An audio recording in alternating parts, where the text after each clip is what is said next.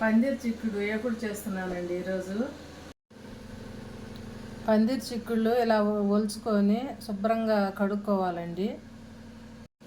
ఇలా కడుక్కొని ప్లేట్లో పెట్టుకోవాలండి.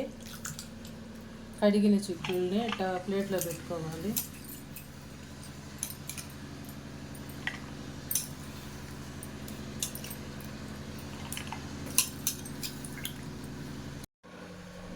స్టవ్ మీద కడాయి పెట్టుకోవాలండి.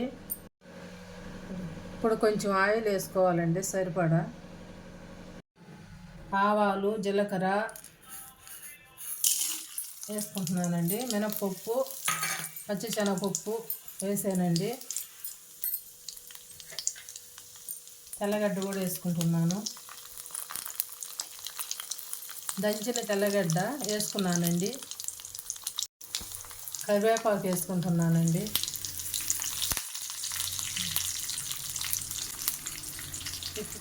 పొలిసిన చిక్కుడుకాయలు బాగా శుభ్రం చేసుకుని వేసుకుంటున్నానండి.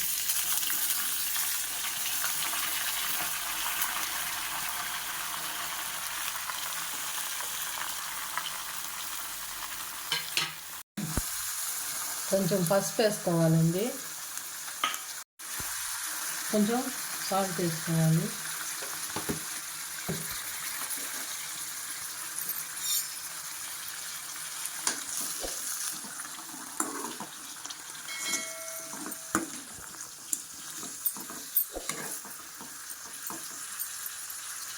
ఇప్పుడు కొంచెం నీళ్లు పోసుకోవాలండి, ఎక్కువ కాదు, కొంచెం.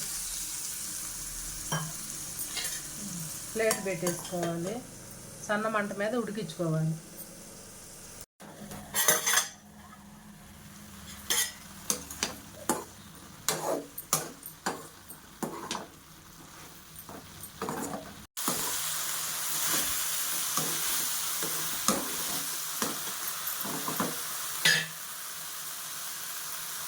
కొంచెం ఉడకాలి.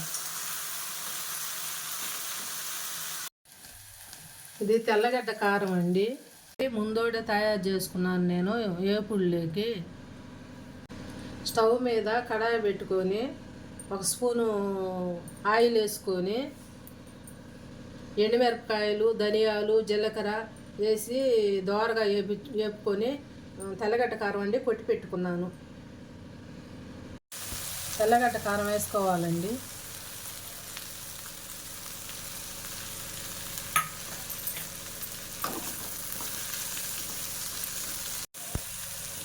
తెల్లగడ్డ కారం వేసాక బాగా కలుపుకోవాలి.